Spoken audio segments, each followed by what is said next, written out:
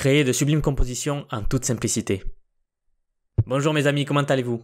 Aujourd'hui, je vous dévoile une méthode incroyable qui s'appelle le map bashing. Cette technique repose sur l'utilisation de Maps ControlNet. Vous allez extraire des maps à partir d'images que vous voulez utiliser pour construire une seule composition avec l'ensemble de ces maps réunies. Vous allez pouvoir gagner un contrôle encore plus poussé sur la génération de votre image. Alors sans plus attendre, nous allons commencer. L'idée ici, ça va être de trouver des images que nous voulons utiliser dans nos générations, les réunir ensemble et donner cela à stable diffusion. La première étape va donc être de trouver des images qui nous plaisent pour réaliser notre composition. Pour cette technique, il vous faudra ControlNet. Si vous ne l'avez pas encore, je vous invite à regarder mes vidéos d'installation.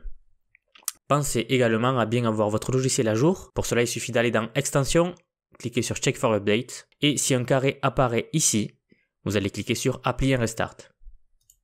Donc la première étape de cette méthode va consister à trouver des images qui nous plaisent pour notre composition.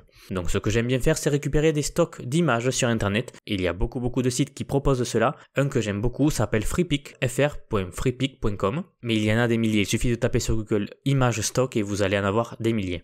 Donc nous allons ici chercher notre sujet. J'ai déjà en tête une petite idée de ce que je vais faire, donc je vous invite juste à suivre. Alors la première chose que je vais faire, ce sera mon sujet principal. Donc je vais taper portrait full body pour avoir des images donc qui pourraient correspondre à ce que je recherche. Alors celui-ci fera bien l'affaire. Donc sur le site de Freepik, soit les images sont gratuites et vous pouvez les télécharger directement. Sinon, il vous suffit juste de faire une capture d'écran du sujet ici et d'enregistrer votre image dans un dossier. Je vais ensuite chercher mon image suivante. Je vais taper ici aile d'ange et je recherche une image qui me conviendrait. Et j'ai trouvé celle-ci qui me convient plutôt pas mal. Donc de même, je vais l'enregistrer. Je cherche ensuite mon image suivante. J'ai donc ici tapé paysage ruine. Et j'ai trouvé cette image-ci qui pourrait bien convenir. Nous nous retrouvons donc avec nos images. Je vais me restreindre ici à 3. Vous pourriez en faire autant que vous souhaitez. Après, c'est à vous de voir ce que vous voulez faire. Voilà, l'étape suivante va être d'extraire les maps de chacune de vos images. Pour faire cela, c'est très simple. Vous allez sur ControlNet, vous déroulez votre extension ControlNet, vous y envoyez votre image.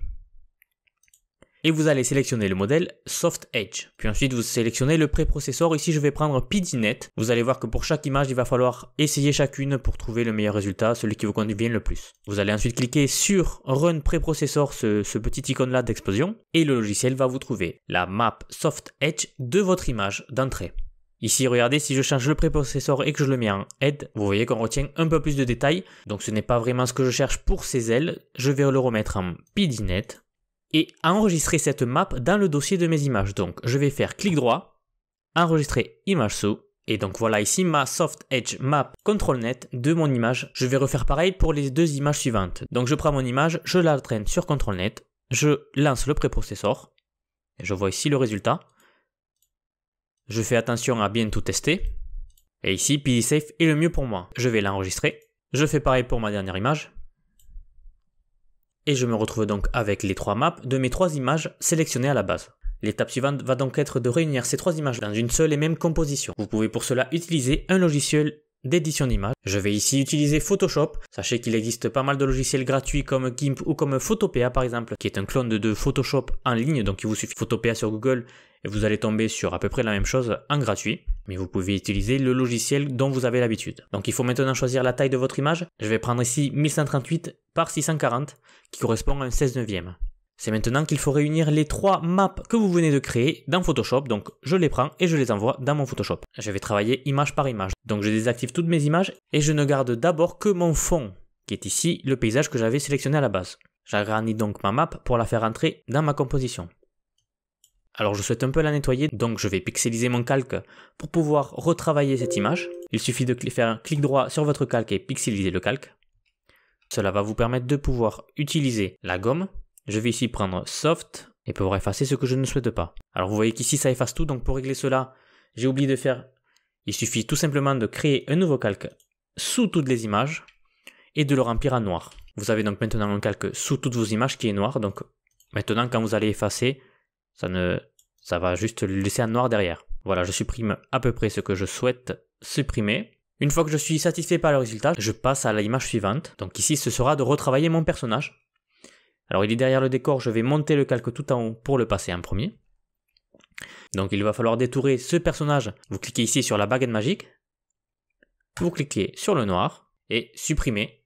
Bien sûr, pensez à pixeliser votre image pour pouvoir faire cela. J'adapte ensuite la taille de mon personnage tel que je le souhaite dans mon image.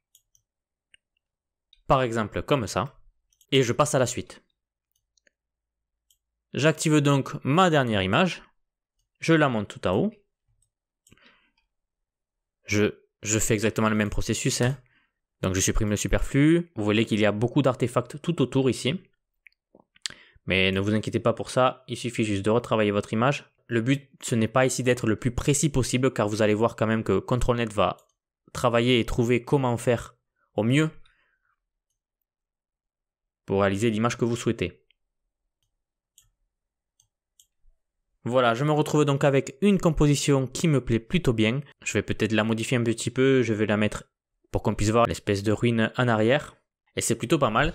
Nous allons donc maintenant passer à l'étape finale qui va être d'envoyer cette image dans Stable Diffusion. Donc pensez à bien enregistrer votre image en l'exportant.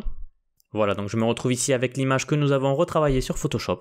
Il suffit maintenant de l'envoyer dans votre ControlNet. Donc vous allez l'envoyer. Alors si vous voyez ce que nous avons fait précédemment, ne vous inquiétez pas, c'est juste une image qui s'est sauvegardée. Si vous pouvez le fermer, il n'y a pas de souci. Donc vous allez activer votre ControlNet. Faites attention à bien être dans le modèle Soft Edge. Alors cette image étant déjà une Soft Edge Map, il n'y a pas besoin de repasser le préprocesseur derrière pour qu'il la reconvertisse. Donc vous allez désactiver le préprocesseur et laisser le modèle, donc Soft Edge. Vous réglez les paramètres tels que vous souhaitez les régler. Ici je vais cliquer sur la flèche blanche pour qu'il m'envoie les dimensions de mon image dans les paramètres généraux. Il faut ensuite taper le prompt qui va représenter votre image. J'ai donc tapé un ange en face de la caméra avec des ailes brillantes, des ruines dans le background et landscape. Je vais appliquer mes styles. Je configure mes paramètres généraux, donc rien de bien nouveau ici. Et sans plus attendre, nous cliquons sur Générer. Et voici un premier résultat que nous obtenons. Donc vous voyez le résultat ici, en fonction de la map que nous avons construite plus tôt.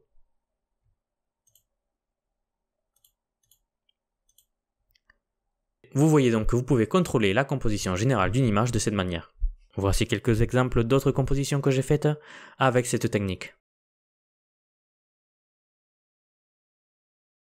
Vous voyez donc que nous pouvons quand même pousser cette technique assez loin. Alors à noter que nous avons ici utilisé le modèle Soft Edge, c'est-à-dire que nous avons réuni 3 maps Soft Edge en une seule. Nous pouvons faire la même chose en utilisant d'autres modèles. Alors bien sûr certains vont s'y prêter plus que d'autres. Par exemple ça va être très difficile de réunir 3 normal maps. Pour vous donner un petit exemple, voici ce qu'est la normal map.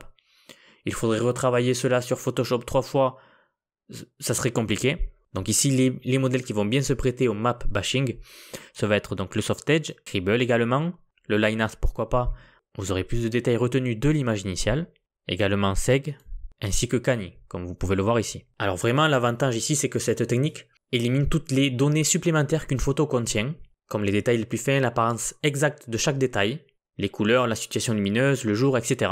Ici, vraiment, vous ne gardez que les aspects généraux, vous n'avez que les contours, sans détail, sans aucune autre information, ce qui va laisser beaucoup plus de liberté à votre logiciel, et qui dit plus de liberté dit des images de meilleure qualité. Voilà, j'espère que cette méthode vous permettra de faire des compositions de meilleure qualité. Vous aurez maintenant un meilleur contrôle de vos images, et si vous combinez donc cette technique avec des techniques de prompting, c'est-à-dire de bien définir votre prompt, ainsi que d'autres techniques d'amélioration d'image, et sur ce je vous dis à la prochaine.